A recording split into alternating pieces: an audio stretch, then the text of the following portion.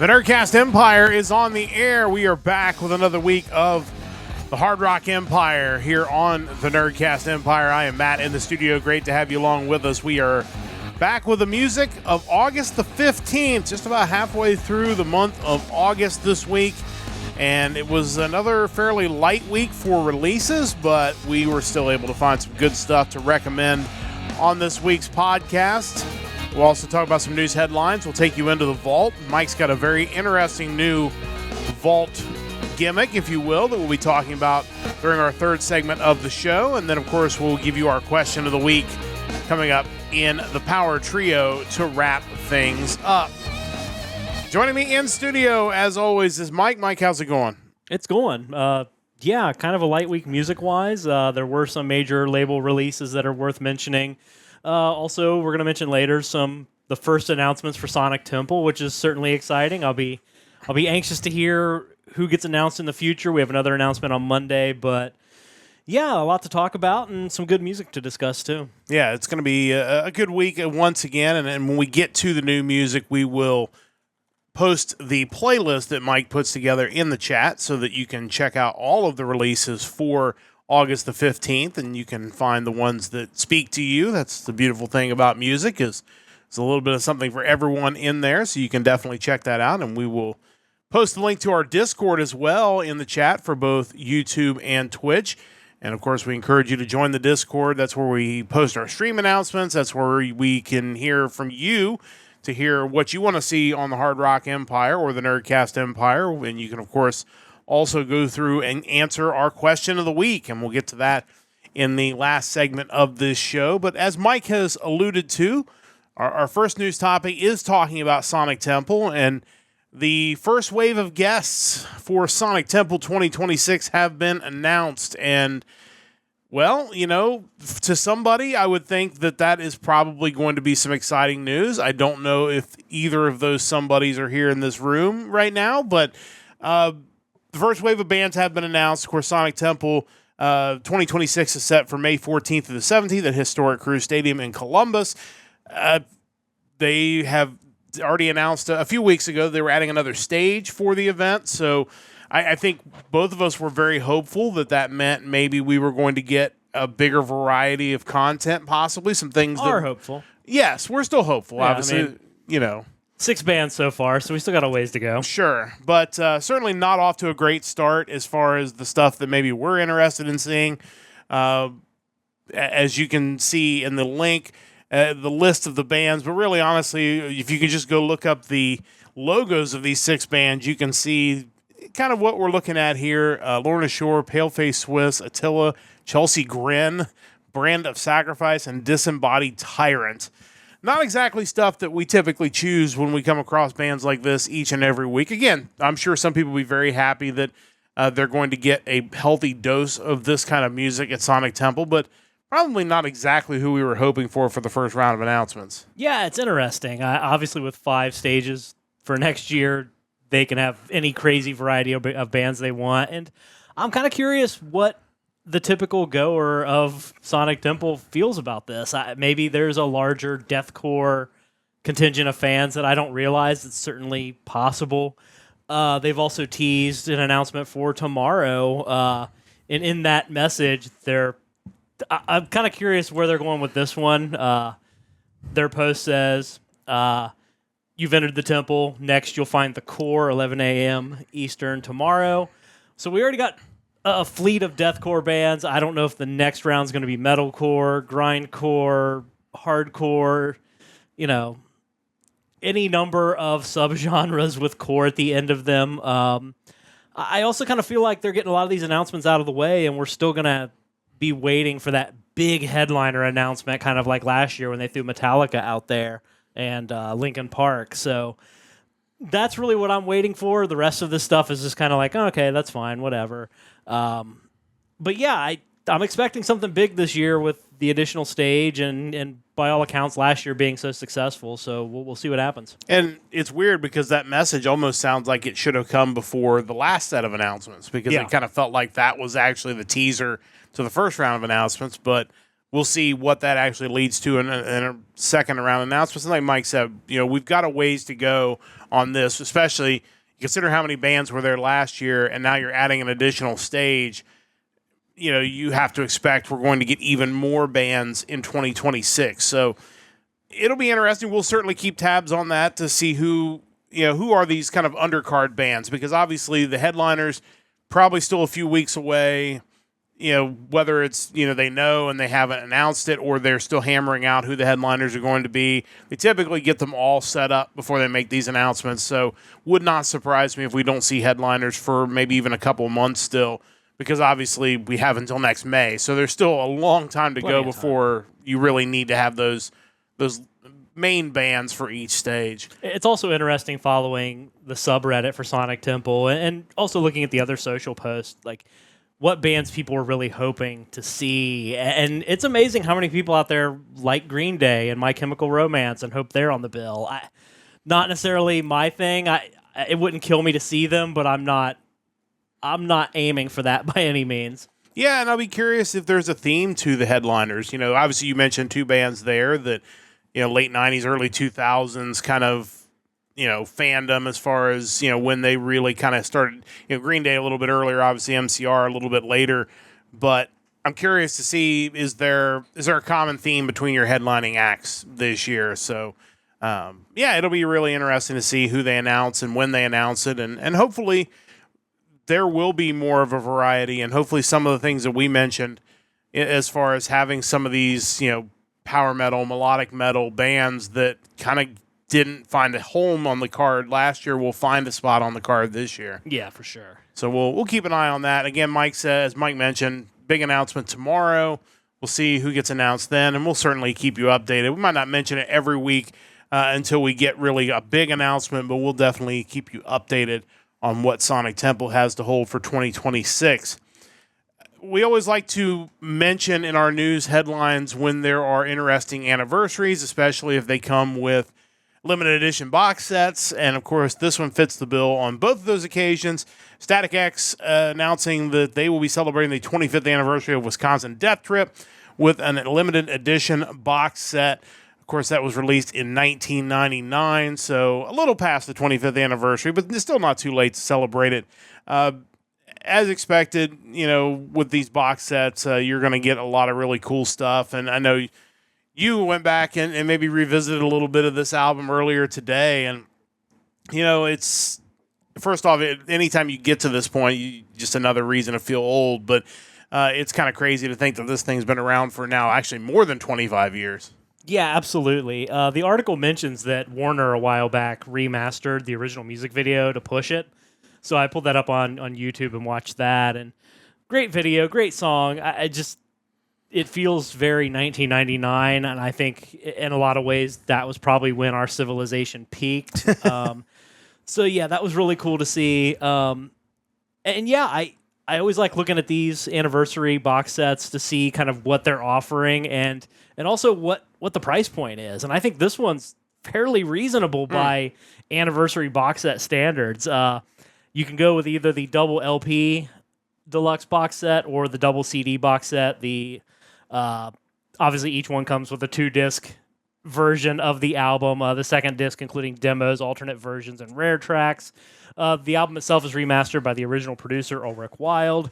Includes hundreds of never-before-seen photos from the album shoot, signed to Prince, an ID tag, a pill bottle, stickers, Otsego Times, a newspaper headline thing, I believe, and a custom box. But you get all that on vinyl for $139.99 and on CD for $60. So, oh wow! Honestly, that's not a bad price, and definitely worth picking up. I think if you're a fan of Static X or just kind of feel nostalgic for kind of the early days of nu metal where these guys were doing something different but really cool. Yeah, it feels like, maybe they don't get all the credit that they deserve for kind of being one of the pioneers of nu metal. And maybe for a while, in part because nu metal had kind of a negative connotation in the metal scene for a while. I think years later, looking back on it, I think you can pick out the stuff from that was good and the stuff that maybe wasn't as good. But I think for a while, because it was so different, there was definitely a feeling of I'm not so sure about this. This may not be what I'm looking for, but those guys really kind of revolutionized something new and kind of set what metal was going to be heading into the 2000s. I felt like in a lot of ways what they were doing was far more acceptable to like the average metal fan than maybe a Korn or Limp Bizkit. That's kind of how I always saw it. But yeah, it would be fun to kind of go back to some of those classic albums now, and with our Power Trio topic, I'm going to kind of talk about that as well, and just see how have some of these aged, because I get the feeling, and I felt this way about grunge as far as like a band like Nirvana. I didn't really appreciate them when they were around, but as the years pass, you kind of learn to kind of like them a little more, and I think that's probably the case with a lot of the new metal stuff from the late 90s and early 2000s. Yeah, I think 25, 30 years on from a lot of these albums, you do have a different appreciation for it, and you'll hear a song pop up on satellite radio, and it's like, oh, I don't think I really listened to that much or didn't enjoy it, but now I do kind of want to hear it. So it is interesting how time kind of changes your perspective on what is actually good music. It's like maybe I didn't like that in 1999, but Static X, again, they were great in 1999, and this is a really cool collection. And again, I think the key part of that was you're getting a lot for a really good price. Yeah. I think sometimes these collector sets you kind of have to watch to make sure you're not getting ripped off. But I do feel like if you're a fan of the band and a fan of this album, whether you go CD or vinyl, I think either way you're getting a really good collection for a pretty reasonable price. I think between the pricing on this anniversary set, and also just kind of how they're handling carrying on with this kind of version of Wayne Static that obviously isn't Wayne Static since he's passed away, Edsel Dope playing this character Zero. I think it's a really cool tribute, and you have the other original members of the band, so I just think so far they're kind of batting 1,000 as far as what they're doing for the fans. Yeah, and I think the way they've gone about it really is, compared to maybe some other bands, they've really done a fantastic job, and even kind of keeping the kayfabe of, not really acknowledging, who Zero is, even though everybody kind of knows who it is. That's a really cool, move as well. So great to see them still out there again, considering, everything they've been through. And again, 25th anniversary of Wisconsin Death Trip. And if you're a fan of them or a fan of that album, probably one you're going to want to pick up. So that'll be coming up here soon. Of course, we encourage you to check out our website, nerdcastempire.com. Of course, we'll be back again next Sunday night with another episode of the Hard Rock Empire. It'll be the music of August the 22nd coming up next week, so we encourage you to join us then at the same normal time, 7 p.m. Eastern Time. A big thanks to everybody who's tuned in the last few weeks. We are very close to affiliate status on Twitch. We are very grateful for everybody taking some time out on their Sunday, or last week, in fact, on Monday evening, to tune us in. We really do appreciate that considerably. And again, as once we get to that status, we'll be able to hopefully start building the channel and really kind of have it take off and be able to do some really cool things here on Twitch. And of course, feel free to follow us on YouTube if you're not listening on YouTube right now. YouTube.com/@NerdcastEmpires, where you can find us there. We do co-stream all of our podcasts, and we do put up our VODs over there as well. So even once the VOD disappears on Twitch, you can catch it on YouTube, and mostly unmuted. Every once in a while, we might have one, but for the most part, they do come through unmuted. So check us out wherever you can. We are live at least once a week. And again, as we get through probably into October, we'll be live a little more often, but we'll let you know about that once we get through the end of September. But it is time now, as it is each and every week, to get to our new music. And for those of you who may be new to the podcast, just let you know how this all works. Each and every week, Mike will go through and he will pull a couple of different lists of all of the album releases for rock and metal for a given date. The date in question this time is August the 15th. Once he does that, he will pull a track off of each one of those albums that he can find. He'll put it in a YouTube playlist. That playlist has been pasted in the chat on both YouTube and Twitch. He goes through and reviews them all, good, bad, or otherwise. And sometimes it is all the above. Sometimes on these lists. And he will go through and he'll mark the ones that are kind of worthy of additional consideration. And once he does that, I go through there as well, and we'll each pick 2 new albums to spotlight on the podcast. And before we get to the ones we picked, I know, Mike, you said there were some main label things on the list. It was a very thin list again this week. Yeah. Not a lot of releases. I think we were less than 50 once again. Duddy Swan coming through with the bits again. Thank you, as always. It was kind of a thin list this week, but still some good stuff, even with kind of the limited number of releases. Yeah, for the lack of actual album releases this week, we did get some major bands with new music. New one from Chevelle. Ellefson-Soto had a new album. That is David Ellison, former bassist of Megadeth, as well as Jeff Scott Soto, legendary vocalist. Insane Clown Posse with their newest, The Knot, came out on the 15th, and also Rise Against with their newest, Ricochet, on the 15th as well. So definitely some major label appeal if you're into any of those acts.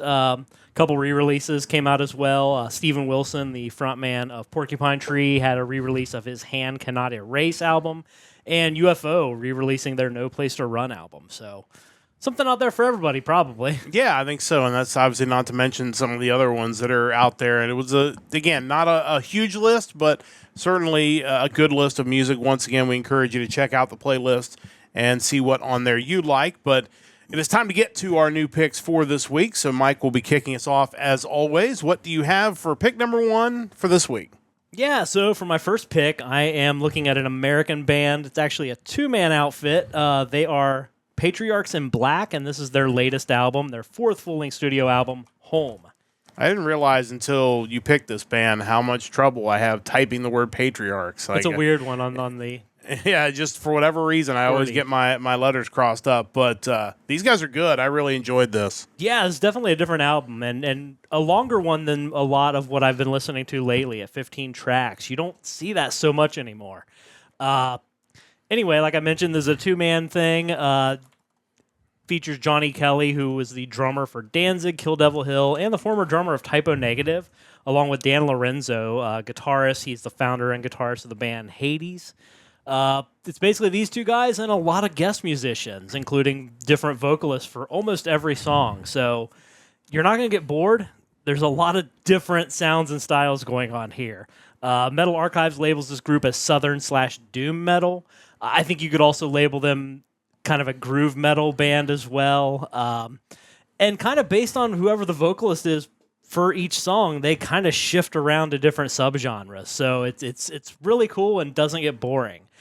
Guest vocalists on the album include Kyle Thomas from Alabama Thunder Pussy and Ex-Hoarder, Carl Agel from Corrosion of Conformity, Mark Sunshine from Riot God, Elysium, and Systematic, Jason Bragg from Kill Devil Hill, one that I was not expecting to see, Daryl McDaniels, otherwise known as DMC from Run DMC. He sings on one of the tracks.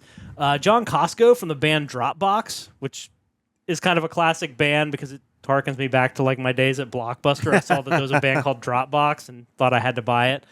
And Rob Traynor from Blackwater Rising and Dust to Dust.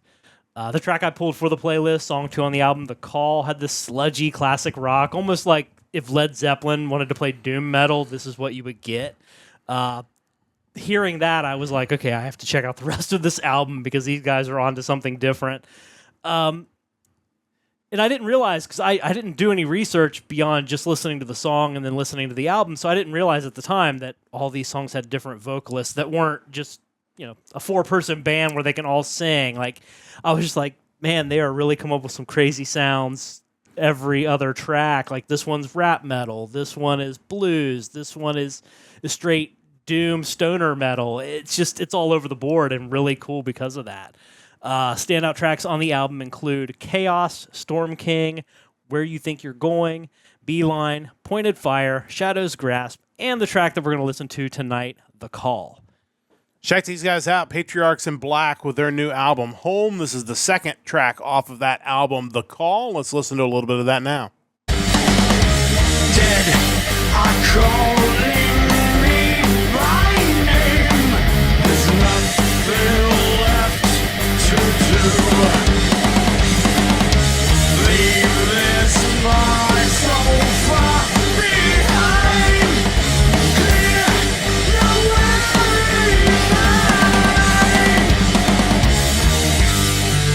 The dead come to visit.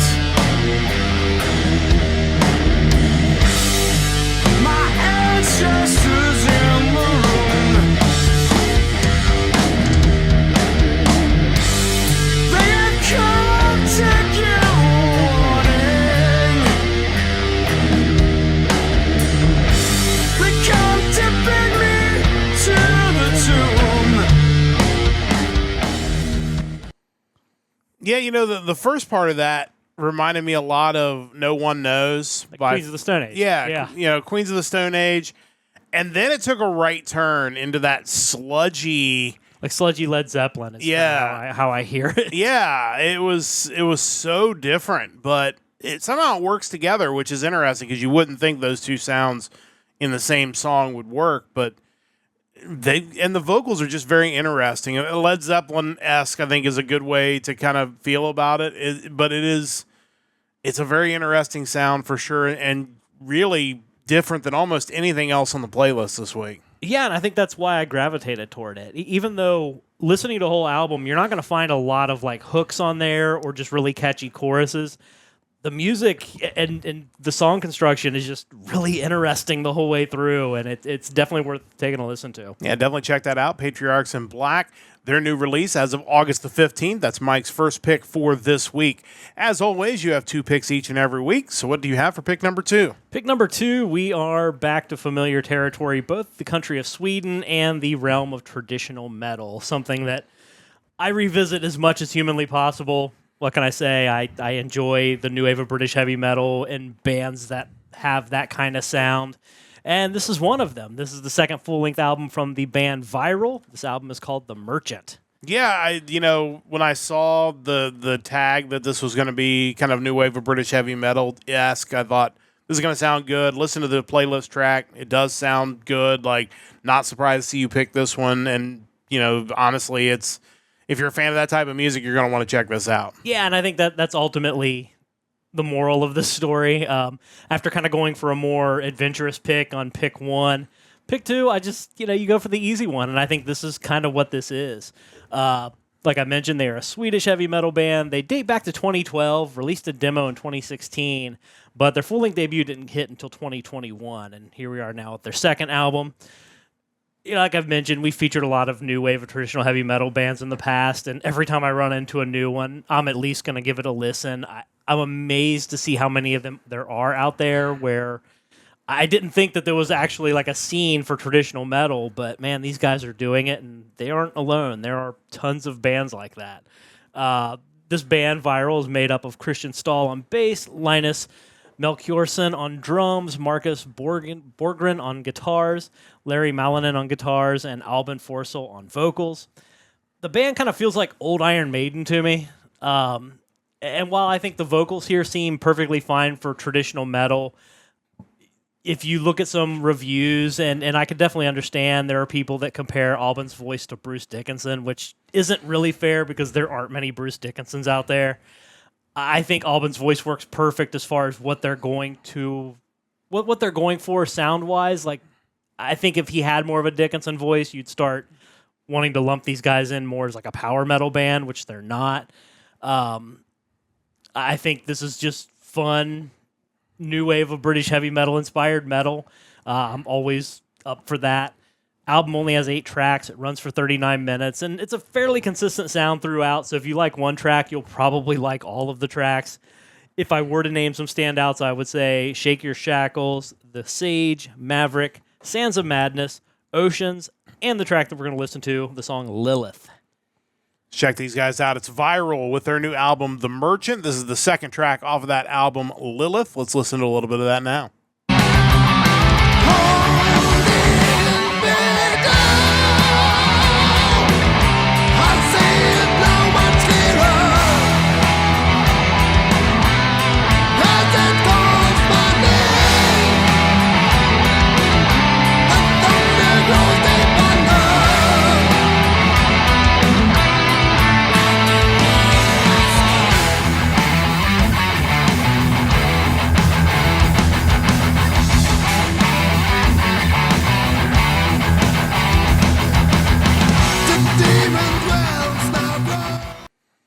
Yeah, one thing we've talked about, and you mentioned it briefly there in your introduction, is how much fun it is that there's so much of this music out there.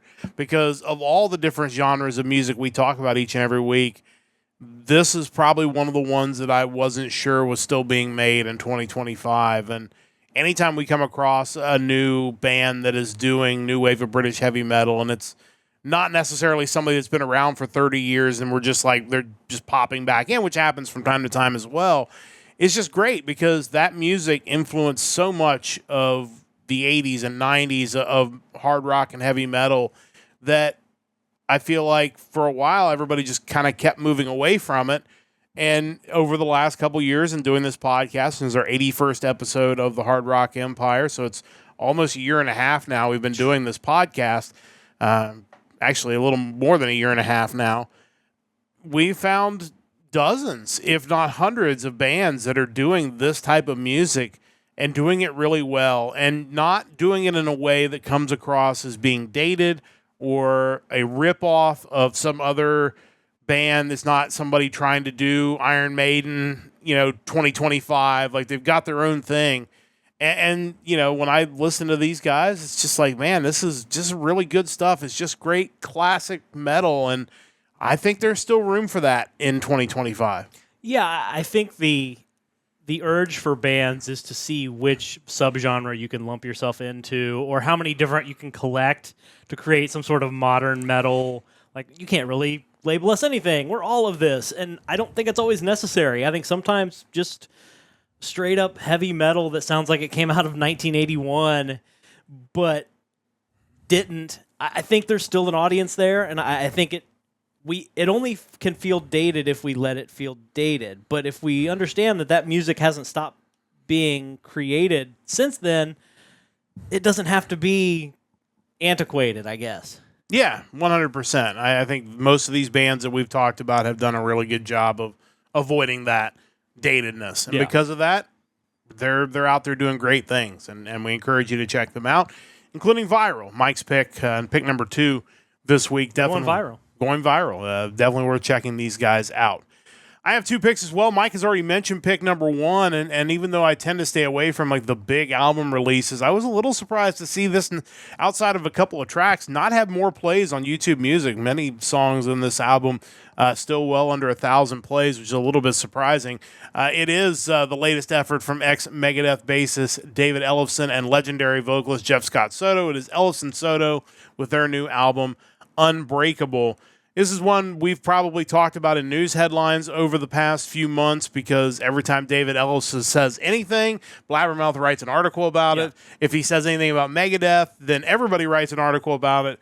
But, this is really more about what these guys are doing here, and this is their second album together. They're joined by Italian guitarist Andy Martingelli and Paolo Caridi on drums.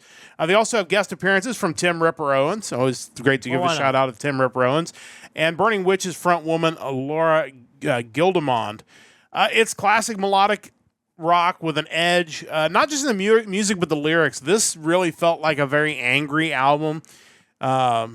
Whether it's these guys kind of trying to make a statement, something to prove, or send a message to somebody, it definitely had more of an aggressive edge to it, which I guess I wasn't terribly surprised, probably because every time I hear from David Ellefson, he's talking about somebody that he's kind of grinding, especially when it comes to Megadeth, has an axe to grind. But overall, it's great, though. I mean, I think the edge gives it kind of a different vibe, and it's not just kind of melodic rock. It's definitely got a heavier side to it. The quotes on their website kind of talk about it. Ellefson saying this album digs even deeper. It's heavier, more personal, and shaped by everything we've experienced on and off stage.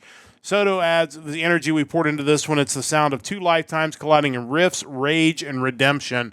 So yeah, there definitely feels like a chip on the shoulder kind of feeling to this album, but it worked. It made for what was a really outstanding listen. I definitely encourage people to check this one out. Standout tracks include Shout, Poison Tears, Vengeance, and the song we're going to listen to on the podcast is the title track, Unbreakable. So let's check these guys out. This is Ellefson-Soto with their new album, Unbreakable. This is the opening track and the title track of this album, Unbreakable. Let's listen to a little bit of that now. This raging fire down under. Seeing is believing. The truth is not real. We are unbreakable. We are unshakable. Time and time again, we are resilient. We are unbreakable. We are unshakable.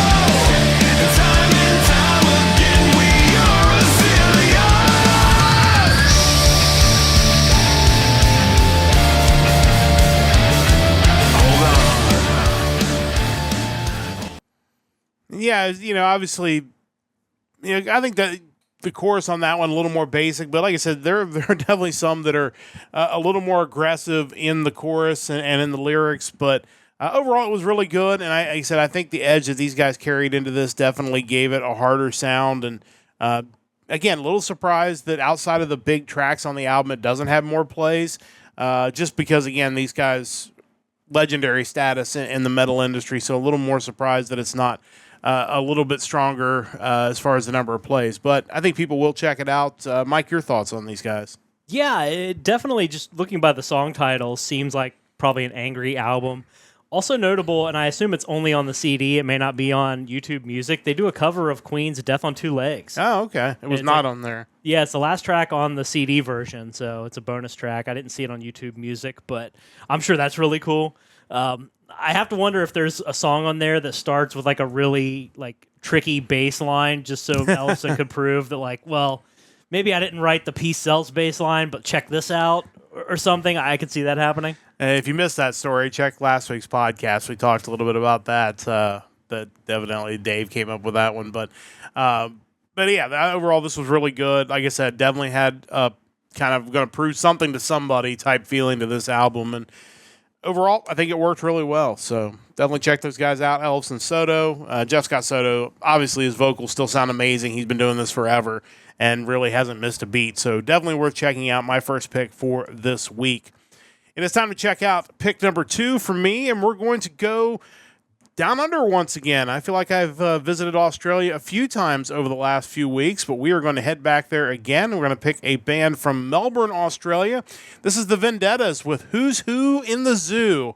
One of the reviewer I read compared their sound to early Foo Fighters, and I think when you hear the track we're going to listen to, I can definitely feel that. There's definitely something to that there. The band is Steve Redden on vocals and guitars, Jared Mattern on guitars and vocals, James Rogers on bass, and Rick Vandermeer on drums. Yeah, it has really kind of very straightforward rock to it with a little bit of maybe classic rock mixed in as well. They've got some great vocal harmonies on this album, great guitar tones, and a balanced sound that's just really got a cohesiveness to it. It's just a fun album. I really enjoyed this. You get the vibe from this album that these guys would be a lot of fun to see live and in person. So if you get a chance to see this band live, I would definitely recommend doing it. I would love for them, if they ever make it stateside or if I ever make it abroad someday, get a chance to check these guys out. But overall, this was a really easy listen, a really fun listen from these guys, and definitely worth, if you're into just a classic rock or just a straight ahead high energy rock, I think these guys are worth checking out. Standout tracks include Jealous and Evil, This Time Around, Head On Collision, and the song we're going to listen to on the podcast is Settle Down. So check these guys out. This is the Vendettas with their new album, Who's Who in the Zoo. This is the 8th track off of this album. It is Settle Down. Let's listen to a little bit of that now. Once I get the volume correct, let's listen to a little bit of it now. We all settle in. You settle down. Don't tell me we're all in need of misery. Ain't what it used to be. If you're hiding underground, don't care you ought to turn around. We're all in need of misery. It ain't what it used to be. If you're hiding underground, they're gonna get you ought to turn around.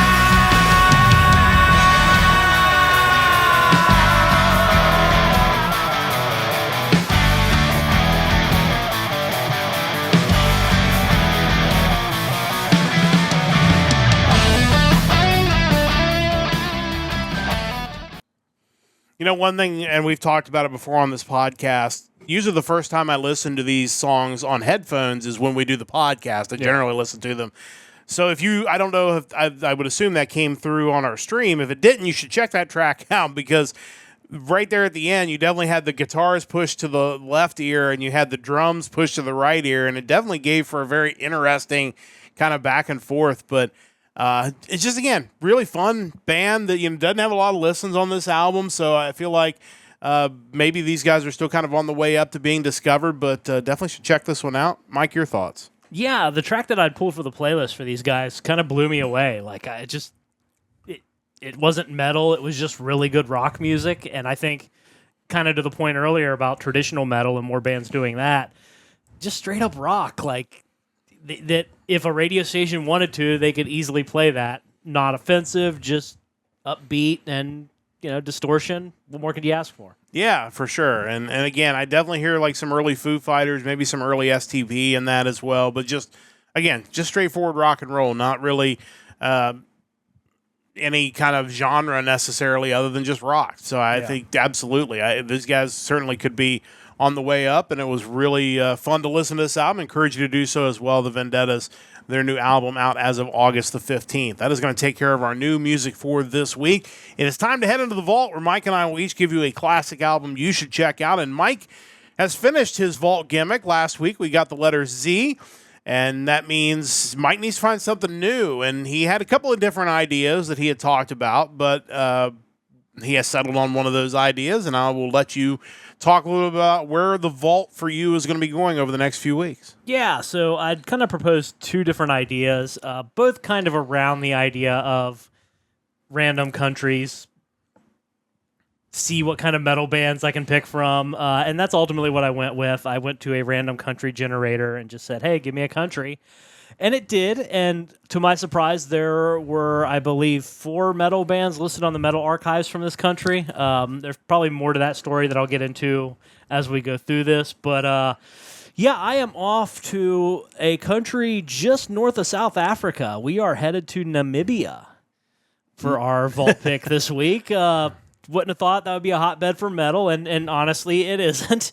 It is, according to Wikipedia, however, the driest country in sub-Saharan Africa. Oh, very interesting. Had no idea. That was news to me. The band I'm going with is a metal band from the capital, Windhoek, which all the metal bands in Namibia are from the capital. They are Arcana 22, and this is their 2022 album, Anthems in Adversity. Not to be surprised, I think the Facebook page I found for these guys was a fan page. It had like about 150 followers. Also, there is a band called 22 Arcana out there, which is, I can't remember, some sort of black tarot metal. I wrote the description in Discord. I can't remember what it was, but it was not these guys for sure. But yeah, I think this is a really cool idea. This could really give you some off the beaten path bands to choose from, and you've started with Namibia, so I think that's about as off the beaten path of metal as you can get. It's impressive they gave me Namibia to start with, of all the countries, one that thankfully there were metal bands listed on Metal Archives for them, but I didn't have a lot to choose from. On their website, the 4 bands I mentioned, they are this band, Arcana 22, Fading Rain, Scatter Soul, and Submission. The latter 3 all listed as split up. Arcana 22, their status on the Metal Archives is listed as unknown. I believe they're split up, though, just based on a random Facebook post I saw from one of their members referring to this as their final album. Also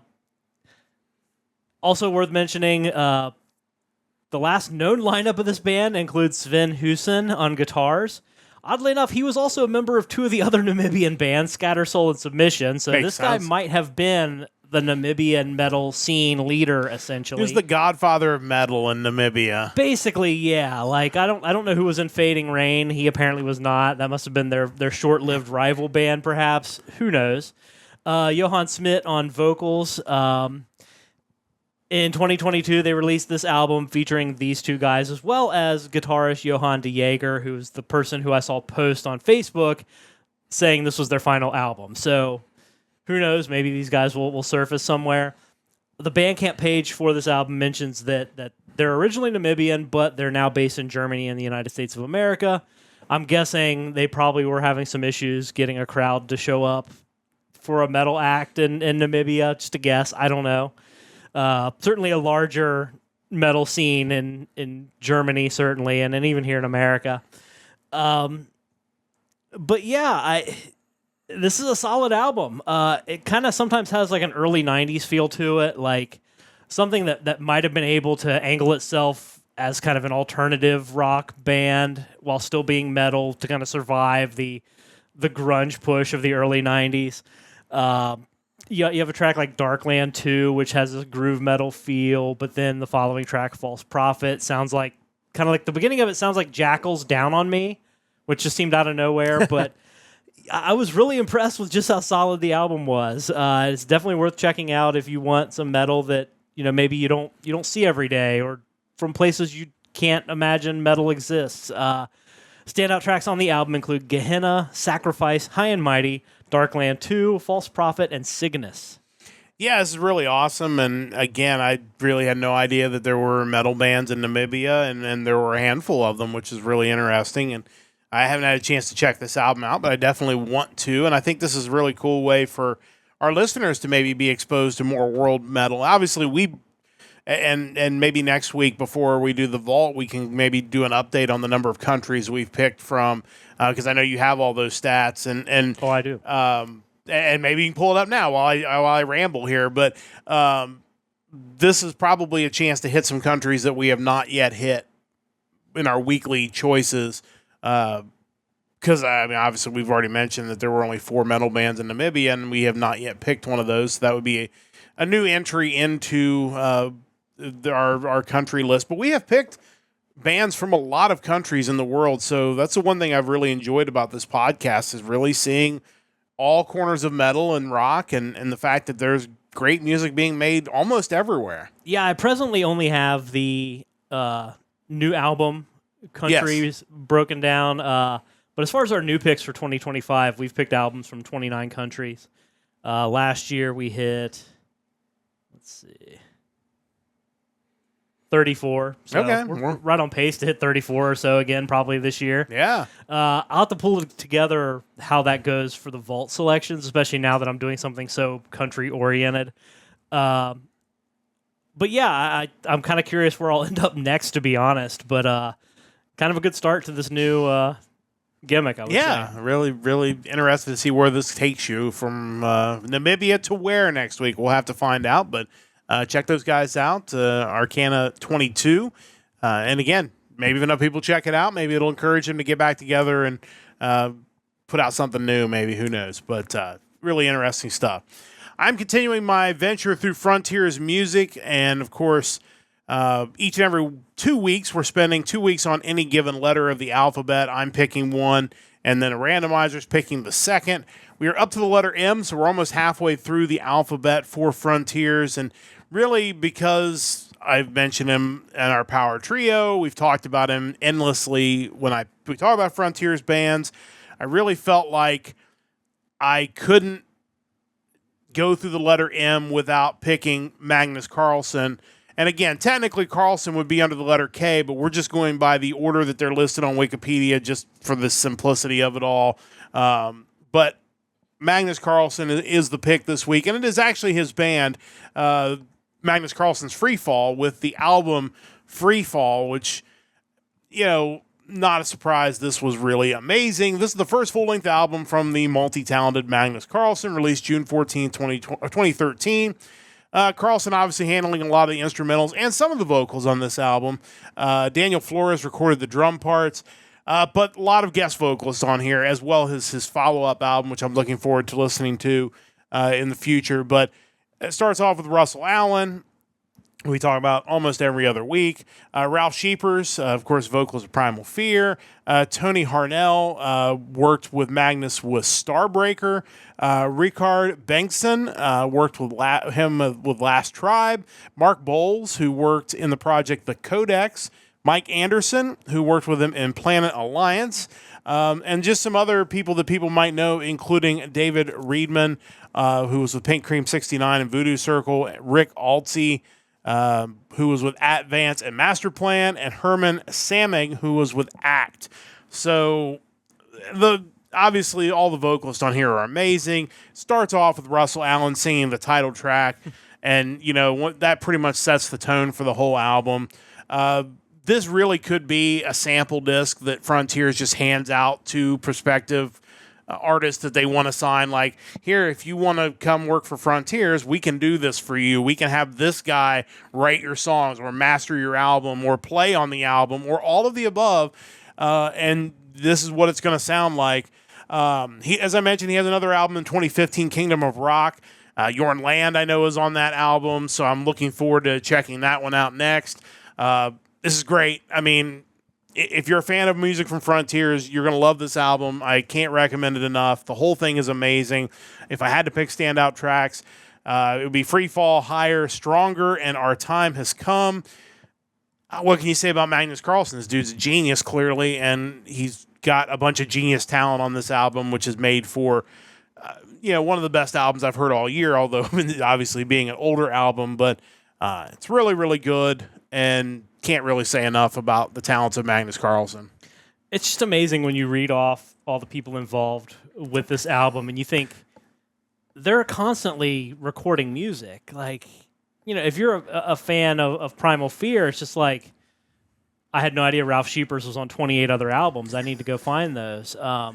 It's just, it never ends. Jorn Land, that guy's all over the place. Yeah. But yeah, I have no doubt that this album's awesome because Magnus Karlsson, what do you expect? But there's just so much music, it would be hard to actually digest all of it. Yeah, for sure. And Chris, you are correct. It is not a cover of Creed's Higher. Although, you know what? If Magnus Karlsson decided he wanted to cover that, I would definitely be up for listening to it. It's just the one thing about these artists who are involved in these Frontiers bands is they are everywhere. And you mentioned, Primal Fear. When you go to Magnus Karlsson's Facebook page, they're on tour. So for all the other times we've mentioned, and I know I picked a band somewhat recently that had Magnus Karlsson involved in it. He's also doing this while he's on tour with Primal Fear. So it's wild. Yeah, the next album, as I mentioned, Jorn Land was on it. Also, Joe Lynn Turner, Tony Martin, David Reedman's back. Rick Altsey's back. Tony Harnell, Harry Hess. Karlsson does vocals as well. So, I mean, I'm sure it's going to be every bit as good as this one as well. But I can't say enough for Magnus Karlsson and everything he's involved in. And a guy that whatever Frontiers pays him is probably not enough. They probably should just keep paying him more and more. So definitely worth checking this out if you're a fan of the stuff that he does. Now I'm surprised that Jorn Land hasn't covered Creed's Higher. Yeah. I mean, if you look at his 2 cover albums, that dude doesn't dodge any huge song. Like, he'll sing anything. I'm waiting for him to get around to Creed. All right, there you go, Jorn Land. If you listen to our podcast, that's your challenge for album number 3. Chris wants to see that on there. We want to see that on there. Maybe throw in a Nickelback song while we're at it. Yeah. I mean, Look at this photograph. So we'll see how it goes. But, again, great stuff. Definitely worth checking out. Magnus Karlsson. And next week, got the randomizer, and we are going to be checking out some modern-day Mr. Big next week. Super excited for that. Mr. Big, maybe one of the most underrated artists of this type of music that we cover. So I'm really excited to get to check out. I'll tell you what album it is. Defying Gravity will be the album we will be talking about next week. So looking forward to that. But it is time to get to our question of the week. It is the Power Trio. It's our Hard Rock Hat Trick, where we go through and pick a question. And this was a little bit unique, a little bit different, I think, but it definitely brings up some good discussion. Almost in honor of Metallica's SiriusXM channel and them being in the news. This is kind of an opportunity. Maybe you're a Metallica fan that just was a hardcore fan, and then the Black Album happened, and then you just decided they sold out after that, and you just stopped listening to Metallica. But now, we got the SiriusXM channel, so maybe it's time to go check out Metallica again. So today on the Power Trio, we're going to give you 3 Metallica songs that you should check out if you might have tuned out the band after the Black Album, the self-titled album, of course, if you're not aware of that, which I thought was really an interesting concept, and I think one that can be repeated with a lot of big bands. All you have to do is pick either their biggest album or maybe a controversial album where there was a pivot in their sound. A place where it would be a logical jumping off point of a band. And I think this is one of those ones that a lot of people, the Black Album was kind of the step in that direction that a lot of the hardcore fans of the early Metallica just decided we're done. Yeah. We're not going any farther with that.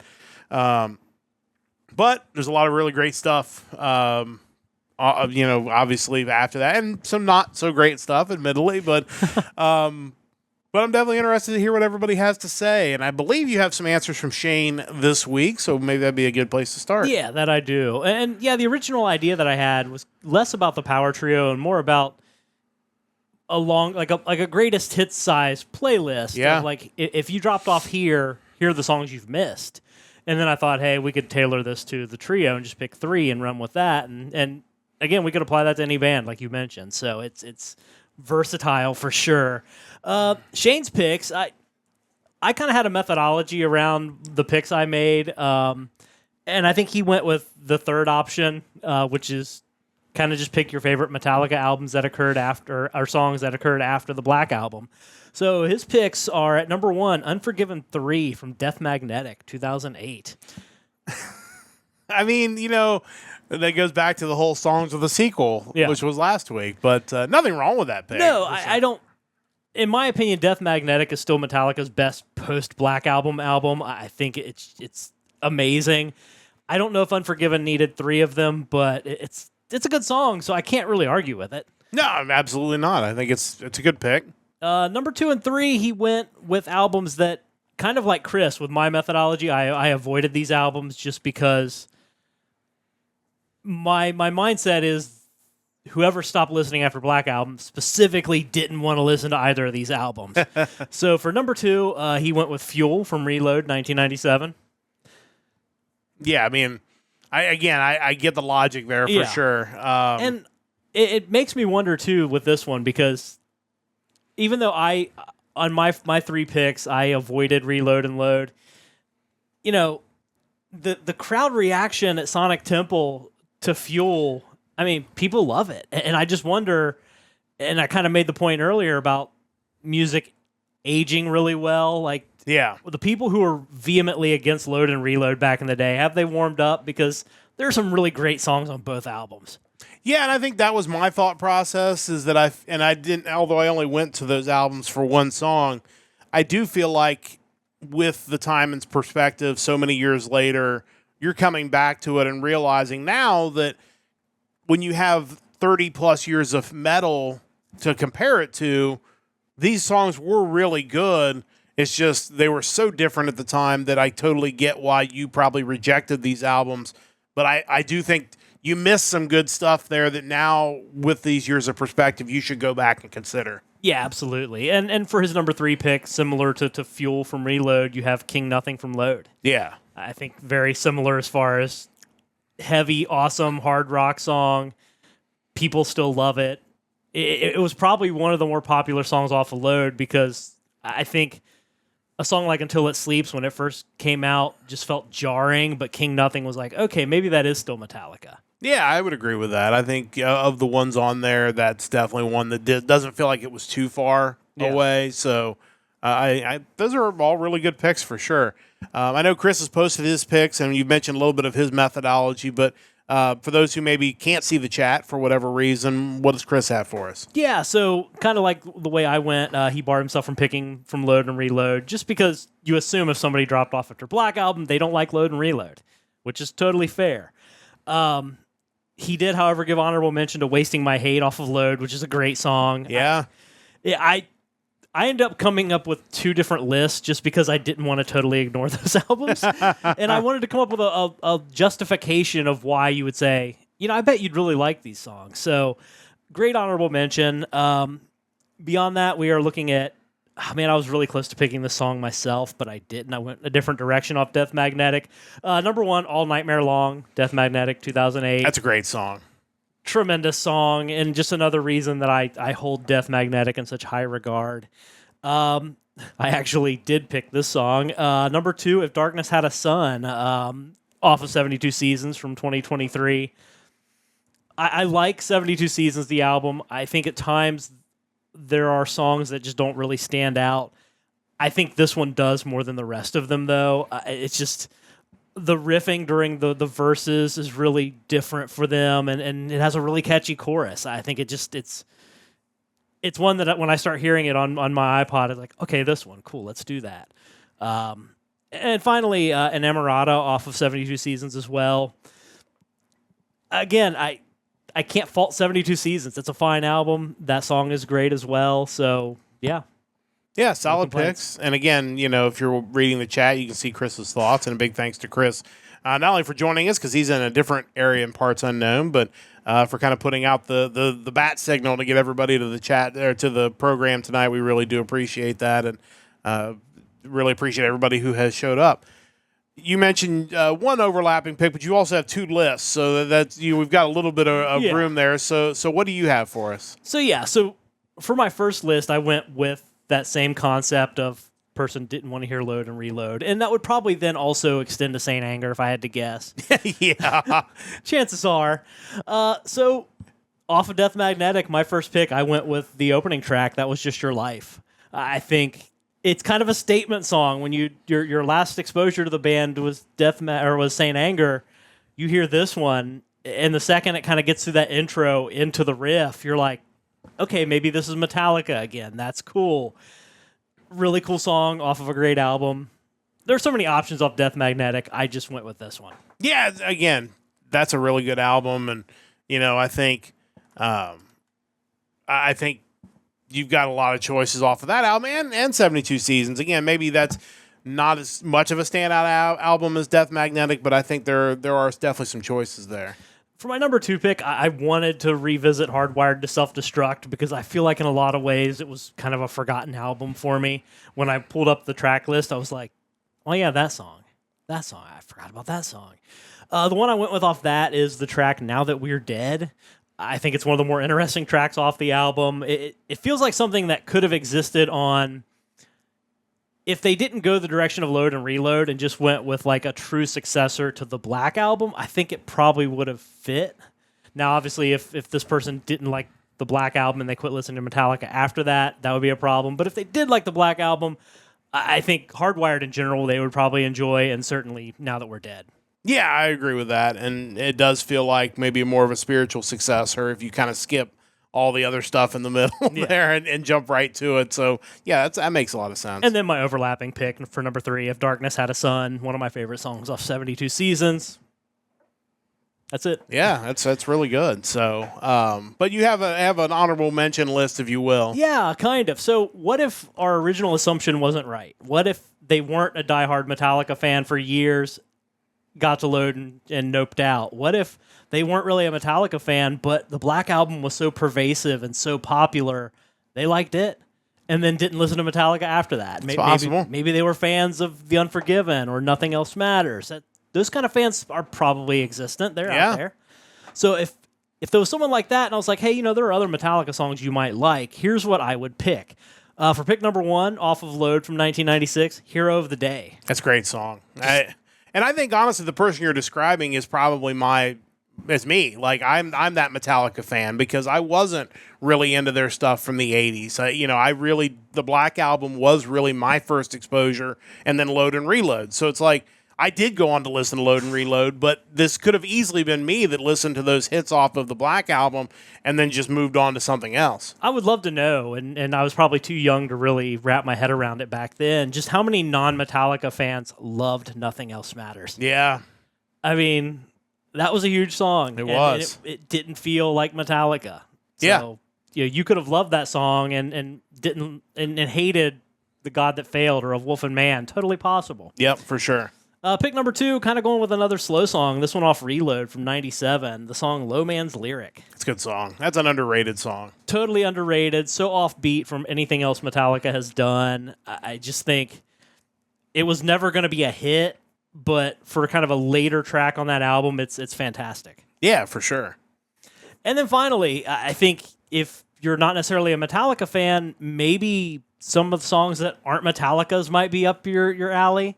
I didn't pick the one that probably is the best answer because I don't really care for that song. The correct answer is probably Turn the Page.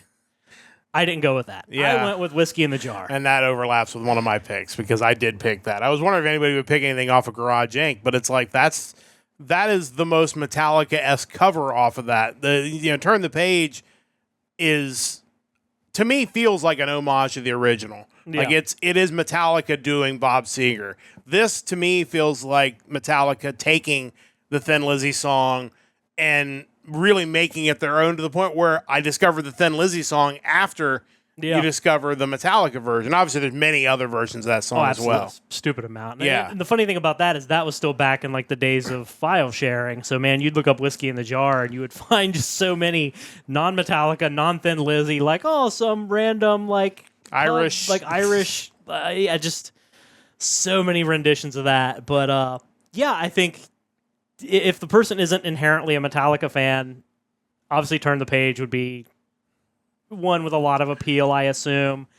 And Whiskey in the Jar, obviously. Yeah. I would go with Merciful Fate, but that's probably too much of a deep cut for someone who I assume isn't really a metal fan. Yeah, and if I had to pick another one off of that album, I mean, probably Die, Die, My Darling as another option because, obviously that was, again, the first version of that song I heard. Later on, you go back and hear, Misfits version. Tuesday's Gone. Tuesday's Gone's a great song as well. That's a great album. Look, I mean... they had some great picks as far as covers go. Chris just called out Die, Die, My Darling as well, off of there as well. It's like I said, really, really good album. Definitely worth checking out. But, I had Whiskey in the Jar as well. I've had to pick one of the two off the S&M album, the new songs, and my favorite, as we've mentioned, is No Leaf Clover. But I think Minus Human is actually the more Metallica song of the two. Yeah. I think it fits a little bit better as far as a Metallica fan who's lapsed, who's wanting to get back into it. Again, shame that those never made it onto an album version, but Minus Human is really good, so we'll go with that one. I went with Bleeding Me off of Load. Like, to me, it is a little bit different. It's probably it's not really Metallica-esque, but to me, it's just a really high-quality song that I think when you go back and listen to it, I think there's definitely some value in it there. I feel like that's one of the ones where James shows he does have some, like, vocal chops. Like, it feels more demanding than some of the other Metallica songs. Yeah, because I think sometimes because of their style of music, he doesn't maybe get the credit of being great. We've talked about vocal rankings of the Big Four, and it is what it is. That is one of those songs that I feel like where he's like, okay, I can show you that I can actually really sing, and it's just, like I said, Chris mentions it's a great workout song. Yeah, it's a really good one. And again, Whiskey in the Jar would be my third pick, but I mean, the whole Garage Inc. album is really good, and there's a lot of really good covers on there. And again, there's a handful of songs on there that I knew the cover version before I ever knew the original version because of that album. So I would definitely encourage people to check that out. But a lot of really good songs. You could make a great playlist off of the songs that we gave you, but we want to know your picks. The link to the Discord is pinned right now in both chats.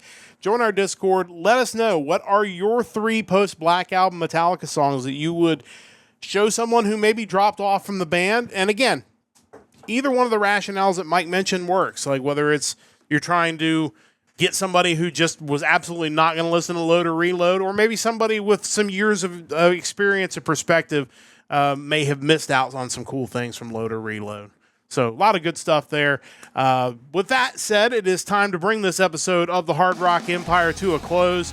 A huge thanks to everybody who's joined us, especially over the last few weeks as we push for affiliate status on Twitch. For those who are joining us on YouTube, we appreciate you as well. Thank you so much.